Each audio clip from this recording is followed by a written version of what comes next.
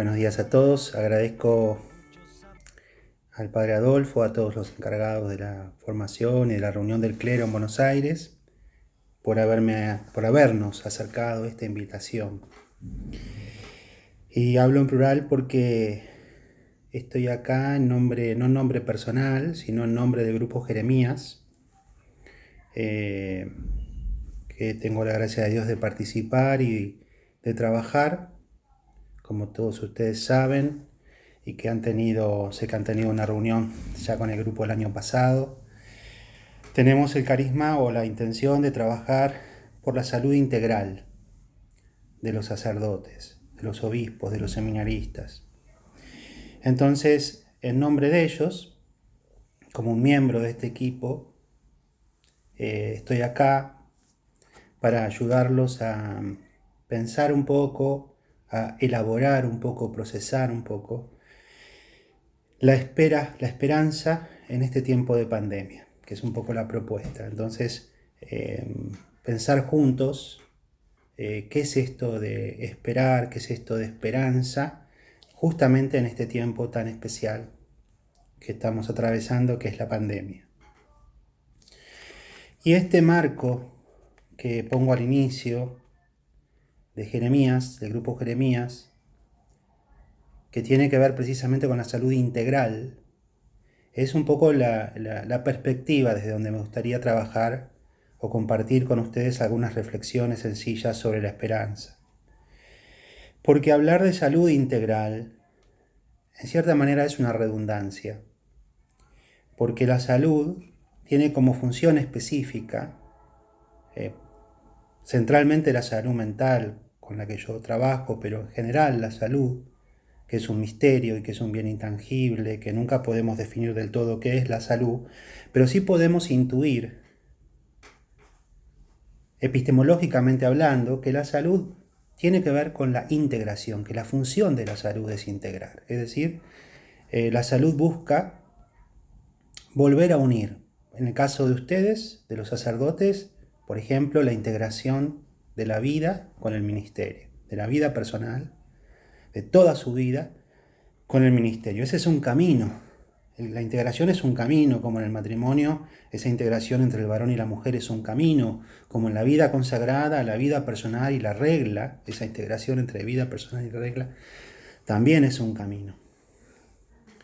Pero esta perspectiva de integrar como función esencial de la salud responde fundamentalmente a un concepto filosófico previo que está inspirado, si se quiere decir así, que tiene como implícito una perspectiva creadora del mundo y de la realidad, en donde percibimos que Dios ha creado, que la forma del ser creado a imagen de Dios es siempre polar, es siempre en tensión.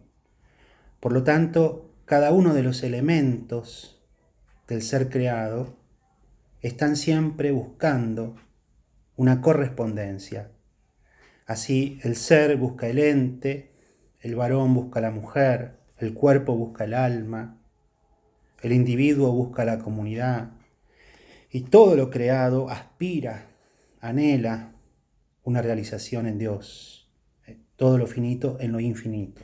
Entonces, vemos que la estructura misma del ser, de las cosas, está pensada como una convocación, como un llamado, ¿no? El cuerpo está llamado a integrarse, a generar una unidad con el alma. Y esa integración y esa unidad es difícil, es casi un milagro, es un misterio. Vivirla es un misterio, alcanzarla es un misterio. Y como todas las bellezas y maravillas del mundo creado, también tiene grandes riesgos. Por eso romper esta tensión, no sostenerla, no poder sostenerla es caer, por ejemplo, en el dualismo cuerpo-alma, es caer en el dualismo precisamente, no en la integración, y ya sea en un espiritualismo que va a preponderancia al alma, casi ignorando el cuerpo, que tenemos muchas recurrencias filosóficas y teológicas de esta dificultad, o caer en un mero sensualismo materialista, digamos, ¿no? Esta oposición que tiene que ser sostenida en simultaneidad y tiene que ser integrada.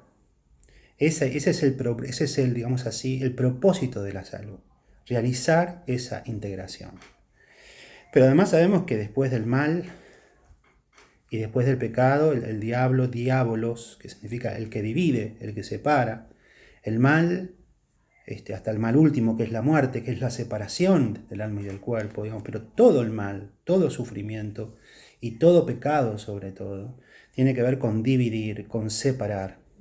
Psicológicamente decimos nosotros con disociar, es decir, los elementos se miran como si fueran extraños, no dialogan, sino que entran en interrelaciones dialécticas, donde cada uno busca ser sobre el otro, contra el otro, o subordinando el otro a su superioridad, con relaciones de poder, meramente de poder, cuando en realidad la convocación profunda es la del amor, es la del servicio mutuo, la de la entrega, la donación mutua y la de la acogida mutua. Entonces, la integración, cuando uno echa experiencia del mal y del sufrimiento y del pecado, la integración se transforma en reparación. Es un camino de reparación. Y la sanación es eso, es ese percibir el misterio del ser, el misterio de lo creado y tratar de respetarlo como una convocación al amor. Todo está llamado al amor y a la donación. Y como ese misterio ha sido herido, y está herido por el mal, por el sufrimiento, por el pecado, es un penoso trabajo de reparación, de restauración. Y todo aquel que ha trabajado con ruinas y trata de reparar sabe que es dificultoso. Como hay que volver a tener esa imagen ideal de cómo era este edificio, cómo fue pensado, y respetando el espíritu volver a hacer ese trabajo de volver al original, volver al original.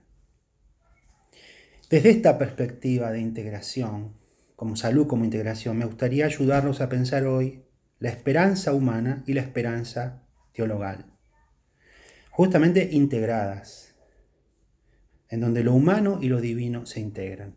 Nosotros sabemos que el gran modelo de integración de lo humano y lo divino es la encarnación del Señor, pero bueno, de algún modo tenemos que volver a pensar la integridad, la integración de vida y ministerio, y la vida humana hay que pensarla íntegramente, en integridad, para que esa vida humana pensada en integridad pueda ser totalmente ofrecida, entregada, incorporada, el cuerpo entero de la vida ministerial entregada al sacerdocio, a la Eucaristía.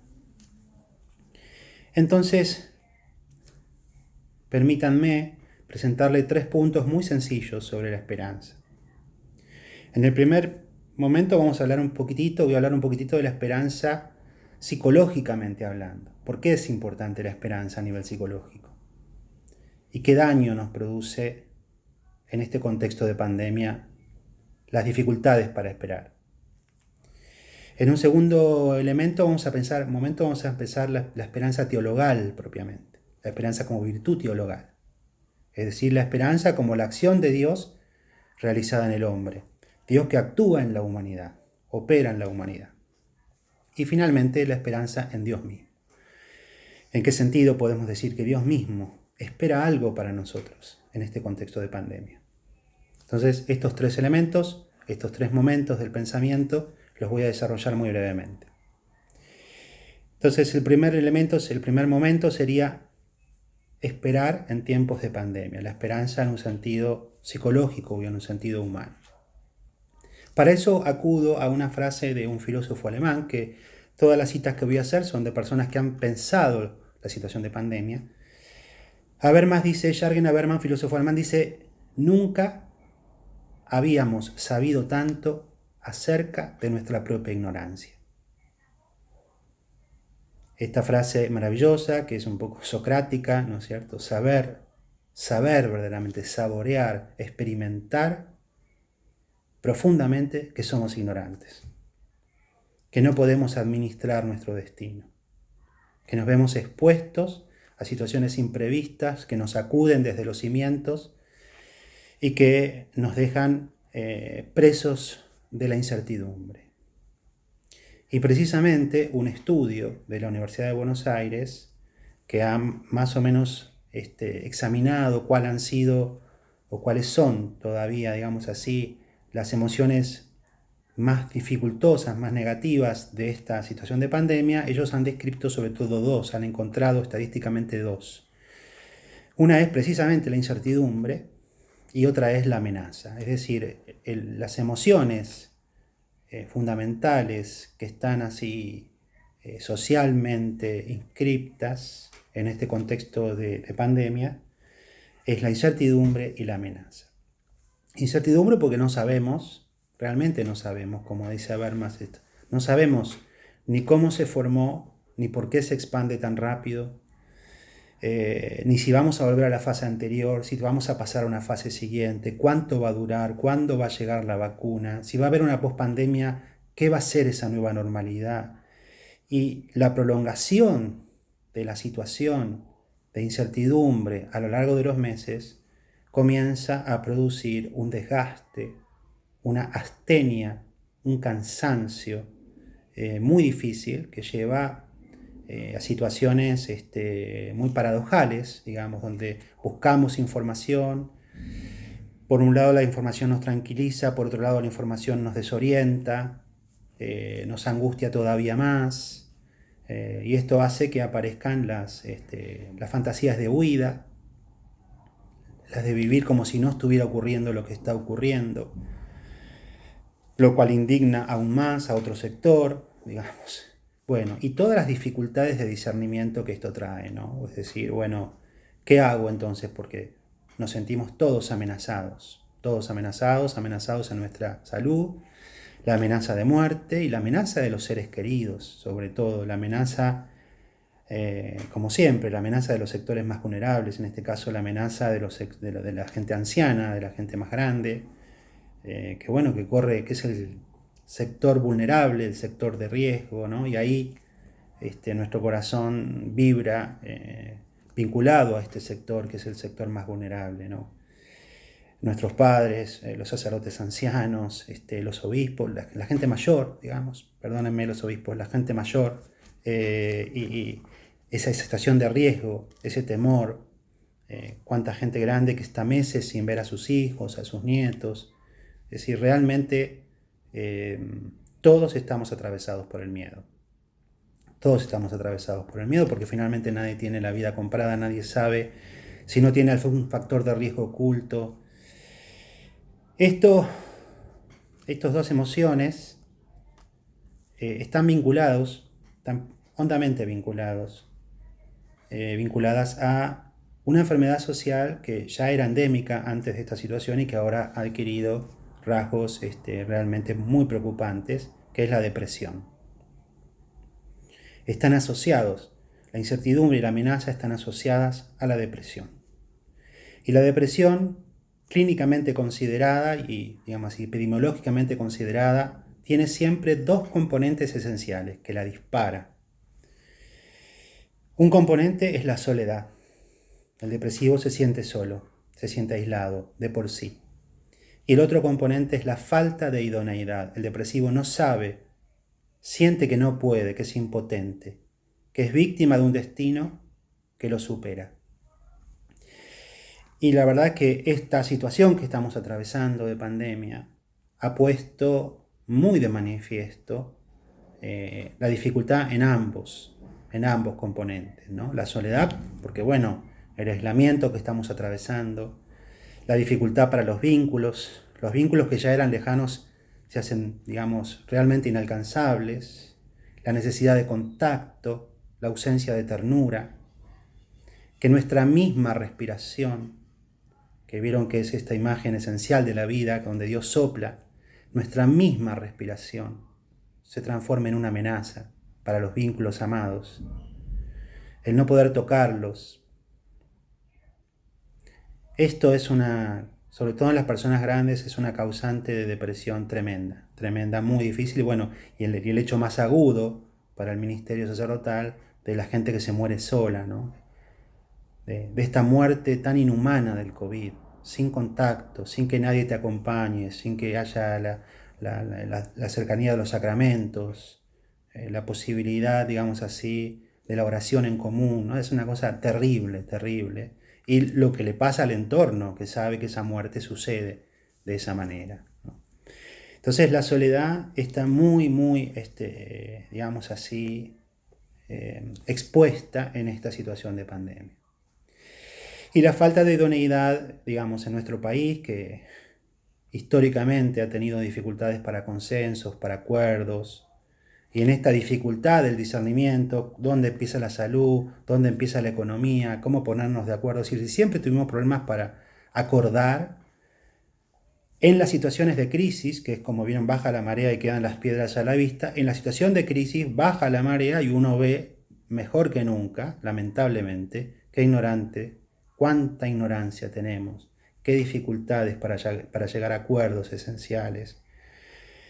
Y aparece toda esta sensación de que este país no tiene salida, de que, digamos, todo esto, de que la iglesia institucional no está a la altura de lo que debería ser, digamos, toda esta sensación generalizada de malestar que después se expresa en los mercados y retroalimenta una sensación nuevamente de incertidumbre, ¿no? Y esto hace que mucha gente joven, por ejemplo, piense en irse del país, una sensación de abandono. Es difícil la situación en la que nos encontramos. Cuanto más tiempo pasa, más grande se hace la necesidad de encontrar una respuesta y más dura se hace la espera. Porque la mera espera no es esperanza. La mera espera de que se encuentre una vacuna, se encuentre algún tipo de solución, no es esperanza. Como dice el famoso dicho, la mera espera, el que espera desespera.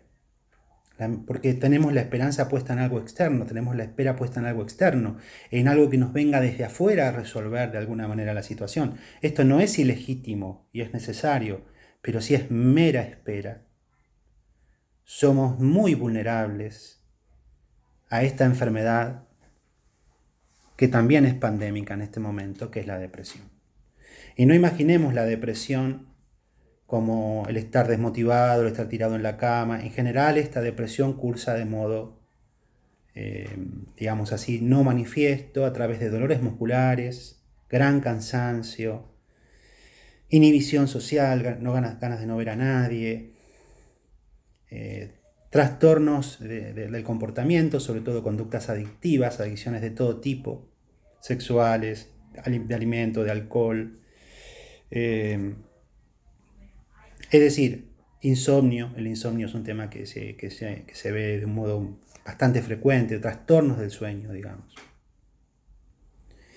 Estamos frente a un verdadero desafío para la salud. Tenemos que reinventarnos. Al principio fue más o menos estimulante reinventarse, pero en este momento la incertidumbre nos tiene a todos tomados. Estamos en una mera espera y creo que el desafío es transformar esa mera espera en una verdadera esperanza. Y la esperanza tiene, siguiendo algún pensador, una característica esencial entre varias. Y una vez que la espera mira al futuro, la mera espera mira al futuro. La esperanza, pensada bíblicamente en el fondo, mira al porvenir. Piensa en el porvenir como un gran acuerdo que podemos hacer y que podemos construir juntos, que es posible que construyamos juntos. El porvenir piensa en la tarea que tenemos encomendada y que podemos y queremos realizar juntos. El porvenir, la expectativa positiva, la esperanza del porvenir, es propiedad de los anahuín en la escritura, de los pobres, de aquellos que han puesto su confianza en Dios, fundamentalmente en Dios. Por eso nuestro aporte original es transformar la mera espera en esperanza, transformarnos todos, sacerdotes y laicos, transformarnos en signos de esperanza, en señales de esperanza para el pueblo de Dios, para la gente que sufre, que está atravesando este momento. Por eso, paso al segundo momento, que es el tema de la esperanza teologal. pensar un poquito que lo que realmente necesitamos no solo es la vacuna del COVID-19, sino necesitamos percibir signos de esperanza. Que el ejercicio mismo del ministerio se transforme en un signo de esperanza para el pueblo de Dios y para la sociedad argentina en general. Dice una pensadora americana llamada Rebecca Solnit, hablando de la pandemia, dice, es interesante porque no es una mujer creyente, pero miren qué hermosa frase dice, en medio del miedo y del aislamiento, estamos aprendiendo que un cambio profundo y positivo es posible. Es posible. Hermoso. La esperanza, yo decir una palabrita sobre la esperanza como virtud teologal, que es propiamente el aporte que nosotros podemos dar como creyentes. No voy a hacer una teología de la esperanza, sino intentar precisamente percibir ese lugar en donde la esperanza teologal, la esperanza que viene de la acción de Dios, se integra, se une con nuestra expectativa y con nuestra necesidad humana. Ese lugar misteriosísimo que obviamente solamente puedo barruntar porque si lo pudiera, sería un don del Espíritu Santo poder llegar al lugar donde se unen ambas cosas. La esperanza teologal no es, en esta perspectiva, la perspectiva de la acción de Dios sobre nosotros, no es el resultado, la esperanza, de la fuerza moral del hombre, de la mera fuerza moral del hombre. Tampoco la esperanza teologal es el resultado del entrenamiento espiritual, del ejercicio espiritual, en la medida en que uno se va desprendiendo de cosas, sino que la esperanza teologal, como virtud teologal, tiene que ver con el don de tener ojos simples y de poder percibir que Dios está actuando en nuestra historia. La esperanza teologal podríamos, sin hacer teología propiamente, pero podemos en líneas generales pensarla como el don de la percepción del paso de Dios en nuestra historia. Y justamente cuando nuestra historia más lo necesita. Cuanto más expuestos nos vemos a las potencias del mundo que nos aprietan, nos hacen sufrir y nos ponen al límite de nuestra resistencia. Allí donde estamos en una situación de lo más complejo, de lo más duro, en medio del miedo y del aislamiento, como decía Rebecca Solnit, estamos aprendiendo. Aprendemos que un cambio profundo y positivo es posible. ¿Y cómo lo aprendemos? Viendo signos de esperanza, percibiendo los signos de la esperanza. Con esos ojos simples poder percibir que Dios actúa. Y yo creo, personalmente, trabajando con la salud y charlando, conversando con otros trabajadores de la salud, acompañando a los sacerdotes y con los obispos que he podido hablar, impresiona verdaderamente en todos aquellos que hemos trabajado con el sufrimiento de las personas, cómo en este contexto tan complejo, tan incierto, aparecen misteriosísimamente gérmenes de salud y de vida. Y eso realmente nos conmueve profundamente. Y nos recuerdan esto que decía Rebecca Solnit. El cambio profundo y positivo es posible. Y quizás eso es lo que necesitamos recuperar, esa confianza, esa creencia de que un cambio profundo y positivo verdaderamente es posible. Y eso no es el resultado de nuestra mentalidad positiva, de tratar de ver positivamente la realidad, es el resultado de la percepción de un corazón contemplativo que se hace capaz de percibir los signos en el medio del sufrimiento, en el medio del dolor, en el medio de la incertidumbre, percibir los gérmenes de vida y de salud, el milagro de la vida que brota del sufrimiento, el conmovedor milagro de la vida que vence la muerte. todos los sacerdotes, los trabajadores de la salud, los terapeutas, nos hemos conmovido profundamente en este tiempo. Yo mismo me he asombrado de muchas situaciones que he atravesado en este contexto, porque bueno, hemos visto el cambio, la aparición de oportunidades que estaban latentes, que estaban dormidas, y que esta situación, medio obligadamente a través del sufrimiento, nos ha dado la posibilidad de que aparezcan. Entonces, quizás esta sea un poco la perspectiva a la que yo los invito, a que este encuentro del clero sea la oportunidad de compartir, de poner en común estos signos de esperanza que Dios nos ha regalado, atravesando nuestra historia y transformándola en historia de salvación. Porque esas señales pertenecen finalmente al entero pueblo de Dios, son propiedad del entero pueblo de Dios. Y ponerlas en común va a alentar, va a reanimar nuestra esperanza. Y ahora decir una palabra breve, finalmente, sobre la esperanza en Dios mismo. Dios mismo es, no solo tiene, Dios mismo es esperanza. Para eso les voy a leer una pequeña frase del padre Marcelo Cinquemani, que también escribió en este tiempo sobre pandemia y esperanza. Él dice: la fuerza de la esperanza no está en nuestra capacidad, en el progreso externo, social o eclesial, en la ausencia de problemáticas. Su fundamento está solamente en que Dios es fiel y por ello no defrauda a quien espera en Él. El fundamento de nuestra esperanza está en la fidelidad de Dios, la fidelidad que Dios tiene a sí mismo.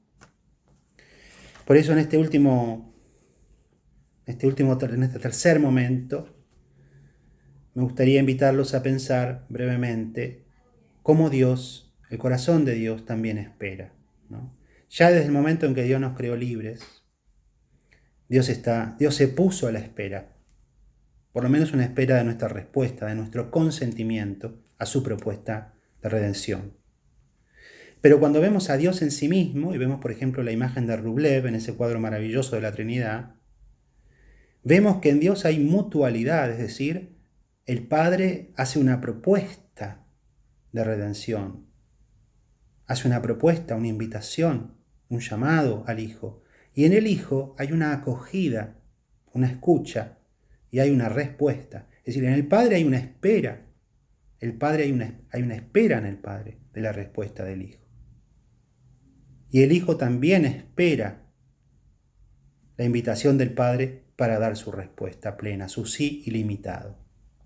En Dios mismo hay un diálogo, hay una tensión, hay una integración, porque Dios es amor. Por eso en Dios mismo hay esperanza. En su diálogo hay esperanza. Y el fruto de ese diálogo y de esa esperanza mutua, de esa mutualidad en Dios, se llama Espíritu Santo. Un fruto impensado, sorprendente, siempre más de lo que podamos creer o imaginar de Él.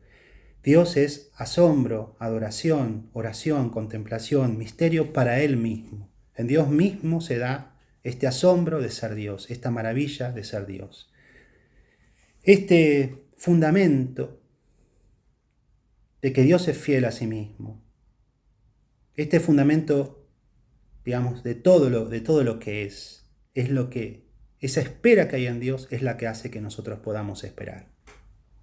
Es la que sostiene nuestra propia esperanza. Por eso, cuando vemos esta esperanza de Dios, esta esperanza del Padre, y cuando pensamos en esa esperanza, nosotros tendemos a reducir la esperanza. Nosotros tendemos a achicar la boca de la esperanza. Y cuando vemos la esperanza de Dios, vemos que Dios espera de modo divino.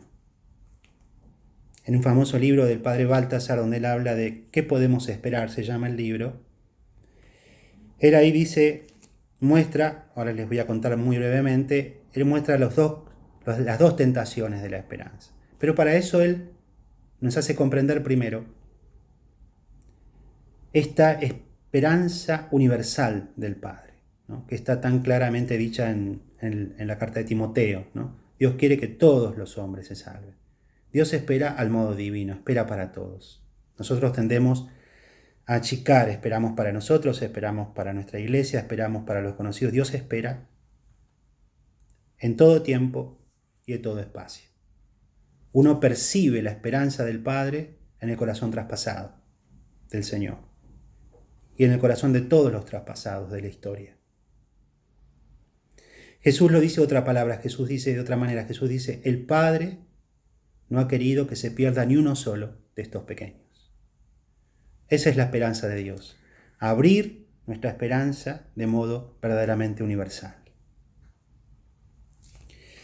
Y esta perspectiva universal de la esperanza del Padre, que quiere dilatar nuestra esperanza, abrirla verdaderamente a nuevas dimensiones, a otras dimensiones, abarcando los más pobres, los más vulnerables, los más olvidados. Esta perspectiva de la esperanza nos permite repensar la esperanza humana. ¿Qué podemos esperar? Evitando los dos grandes peligros de la esperanza, que son el realismo resignado y el progresismo utópico. El realismo resignado es lo que ya estamos tan acostumbrados a escuchar en nuestro país y que los que tenemos más de 50 y pico, 60, sabemos, hemos vivido lo mismo varias veces, hemos escuchado muchas veces que este país, esta iglesia no tienen solución, esa cantinela de nuestros fracasos, nuestras traiciones, que nos lleva a una especie de sabiduría, a un falso estoicismo, digamos, ¿no? Una resignación realista que se presenta como sabiduría, pero que en el fondo es una desesperación. El no creer que Dios puede enseñarnos algo, como decía Rebeca, ¿no? Que es posible, porque la esperanza, ¿se acuerdan la vieja definición de esperanza, ¿no? La expectativa de un bien futuro, arduo y posible. La esperanza nos enseña, es posible, ¿no? Eso es lo que pierde el resignado. Y por otro lado, el progresista utópico, aquel que cree que puede mutar, puede transformar la confianza de la esperanza en conocimiento humano. Y entonces hace cálculos, hace proyectos, pero todas estas perspectivas están centradas únicamente en las fuerzas humanas, en las posibilidades humanas. Y sabemos que ese progresismo ha chocado. Esa idea de progreso, desarrollo humano, ha llevado a muchos humanismos inhumanos, vamos a decirlo así. Como dice un texto de Ortega que he leído hace poco, el rostro inhumano del humanismo actual, ¿no? Digamos. Porque ha sido se ha mutado la confianza en Dios en mero conocimiento. La esperanza entonces es un puente que está sostenido sobre un abismo. Es un camino estrecho la esperanza, sostenido en un abismo. No puede caer ni al realismo resignado ni al mero progresismo utópico del conocimiento humano. La esperanza es un puente pendido sobre un abismo que sabe que debajo está el mal, está el sufrimiento, está la misma muerte. Y está sostenido en ambos extremos. Por un lado, por el consuelo de la memoria, es decir, recuerda que Dios ha intervenido en la historia y cree, sabe, confía, no tiene conocimiento, tiene confianza de que Dios volverá a intervenir, Dios volverá a actuar. Y en el otro extremo está justamente la confianza en el porvenir. Uno cree porque lo ha visto, ha percibido signos en medio del sufrimiento, ha percibido que en el rostro del sufriente y en las manos del que consuela, el Padre regala signos de esperanza para el pueblo. Y entonces uno puede pensar en un porvenir común, puede pensar en acuerdos, creer que los acuerdos son posibles para un porvenir común. Esta es entonces la triple perspectiva que me gustaría invitarlos a pensar de modo integral. Justamente pensar siempre trinitariamente, porque pensar trinitariamente es pensar de un modo integral. Pensar la esperanza humana, pensar la esperanza en el hombre como en el creyente y finalmente pensar la esperanza en Dios mismo. Y pensando la esperanza en Dios mismo, volver a pensar la esperanza humana. Y así vemos cómo la esperanza, digamos así, se centra en el presente, así como la esperanza resignada se queda en la memoria negativa del pasado y la esperanza de proyección futura se queda solamente en el mero futuro como expectativa humana. Nuestra esperanza, la esperanza que proviene de Dios, nos deja centrados en el presente. Nos deja abiertos a la acción de Dios que está viva en el presente. Termino aquí porque no me quiero prolongar demasiado. Les agradezco muchísimo, muchísimo la invitación. Como parte del equipo de Jeremías agradecemos muchísimo, muchísimo la invitación. Es una alegría para nosotros poder acompañarlos, poder colaborar en esto de la salud integral. Y bueno, y a mí que se me reúnen muchas cosas en mi vida propia, por mi recorrido personal, por mi paso por la Iglesia de Buenos Aires, les agradezco de corazón, de todo corazón, que me hayan permitido humildemente estar con ustedes y acompañarlos en este momento de pandemia. Muchas gracias.